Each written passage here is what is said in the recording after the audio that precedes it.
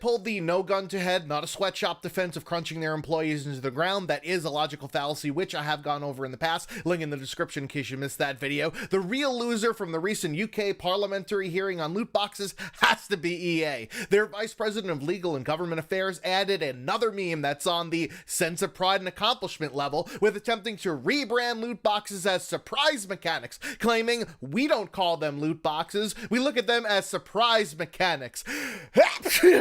Oh, I'm sorry, I'm just allergic to bullshit. There are so many other blatant lies coming from this hearing that I'll get into later, but there was so much PR spin from these companies that they should really try out for the Tokyo Olympics in 2020. Let's get into just a subset of these zombie lies, a term that I borrowed from Bill Maher to describe a lie that's just repeated over and over again, yet it won't go away in spite of mountains of evidence to the contrary. The first zombie lie comes out of this claim that EA doesn't call them loot boxes. As recent as EA Play, which happened not even 3 weeks ago, mind you, Star Wars Jedi Fallen Order has been marketed as not having loot boxes, never mind the fact that a single player game shouldn't have loot boxes in the fucking first place, but EA has also marketed other games in the past, like Battlefield 5 and Anthem, as, quote, not having loot boxes. So what this basically means is when it's convenient for EA to get some good publicity, they call them what they should be called, loot boxes. However, when EA has to defend these RNG crates, then they're called surprise mechanics instead?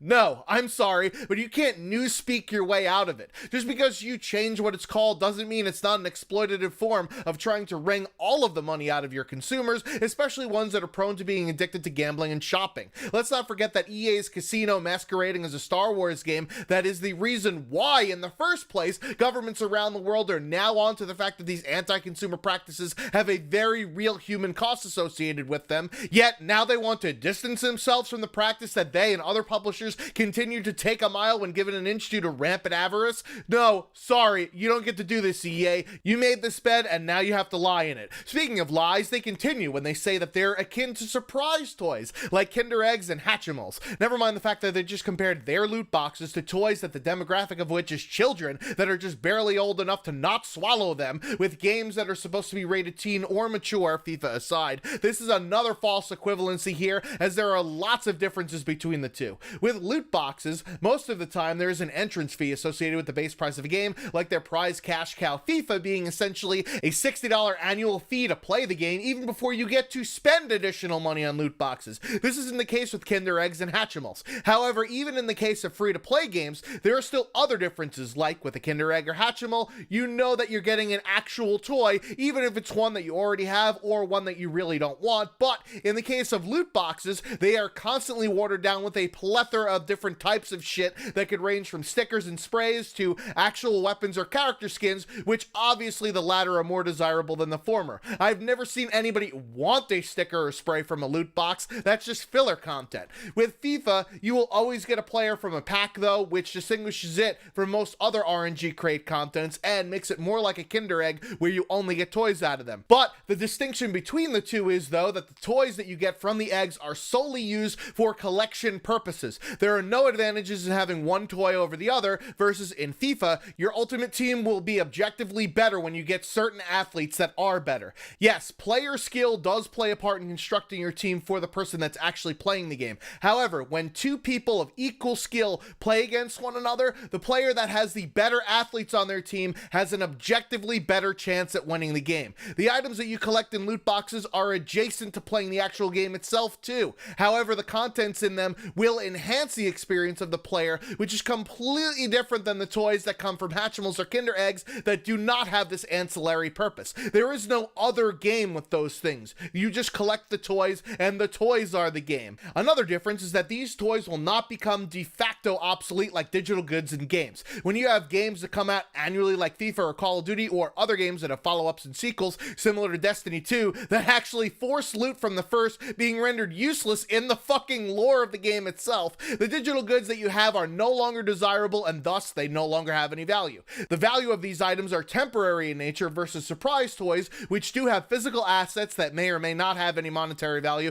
if we're still watching Antiques Roadshow in 100 years and somebody wants to bring them up to an expert expert. However, considering that they are tangible physical assets versus digital goods which can be decoupled from its owner due to the games as a service model, being able to shut down game servers of any game at any time, rendering not just the game itself but any digital goods tied to that game as useful as fallopian tubes on a lesbian. Just ask anybody that bought the Founders Pack for Radical Heights, RIP, or anybody that's bought any digital good for a game that's had their game server sunset. They do not have the means to use that item in any capacity whatsoever. The last difference I'll point out has to do with the actual act of opening these goods. With a Kinder Egg or Hatchimal, sure, one can make videos of opening these, and of course there's an entire industry on YouTube dedicated to this very act. However, this is very much an individualistic thing. There's no fanfare, no sounds, no audio visual effects for the special types or rare items in the same manner for which opening RNG crates in many games have implemented. Gaming companies don't implement these features for no fucking reason. These aspects of opening a loot box are psychological in nature, and they incorporate the same exact elements that slot machines and casinos do that are designed to make people that are prone to addiction for gambling or shopping to hook them into doing this practice of buying crates more times than they would do normally. Gaming psychology is a part of many design decisions in games nowadays, and I also have a video outlining just some of those principles, link in the description, but sunken cost fallacy, fear of missing out, peacocking and envy creating haves and have-nots,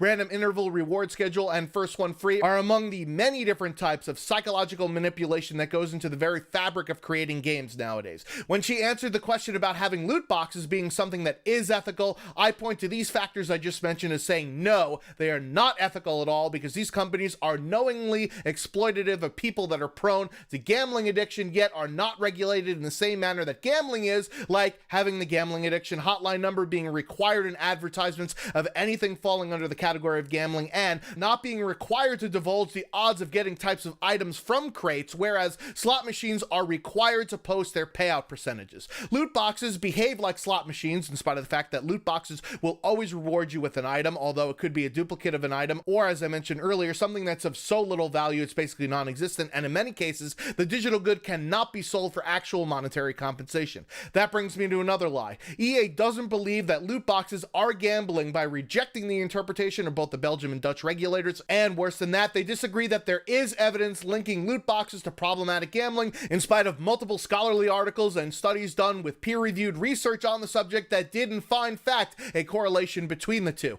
On top of that, the BBC has also reported that the number of child gamblers has quadrupled in the past 2 years, citing loot boxes in the video games that they play as one of the reasons behind the massive jump. I'm 35 years old. I've been playing games even before there's online connectivity. Stop screen cheating, asshole. But remember, there is an entire generation of new gamers that will grow up having these RNG crates as a standard in their games, and the results are obvious from the numerous reports and studies that children will be more prone to engage in behavior that they are already accustomed to, aka gambling. It's also important to note that the Kinder Egg comparison also falls flat here, as these types of toys do not have a correlation with gambling, whereas loot boxes do.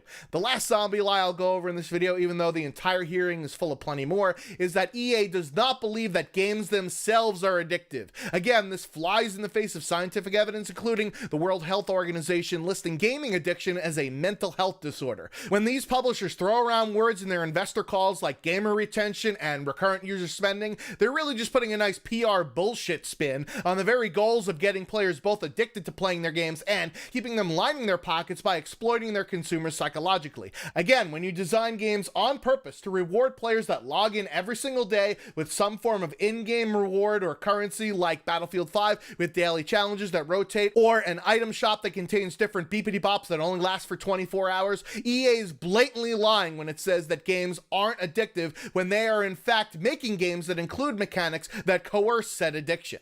It's the same bad gun-to-head defense that Epic Games is using about employee crunch. It's bullshit. No, RNG crates or loot boxes are not surprise mechanics. They are not equivalent to Kinder Eggs or Hatchimals. The design decisions put into games that EA publishes are unethical in their nature by being predatory towards people that are prone to gambling or shopping addiction, and loot boxes should be considered gambling by their nature and should be regulated as such. The rampant greed and avarice of EA, and other publishers too, have let this game mechanic get to a point where governments and regulatory bodies around the world have been forced to step in because they're way the fuck over over the line. The lack of self-regulation has turned into EA spouting blatant lies about what they do, or in the case of Epic Games, obfuscating and refusing to answer questions about data that they know certainly have about the impact of these RNG microtransactions on their bottom line in order to save their cash cow for their investors, because apparently making enough money on just game sales themselves aren't fucking good enough anymore. Here's a news flash. If you can't make enough money off of the biggest form of entertainment in the world today, you're fucking doing it wrong.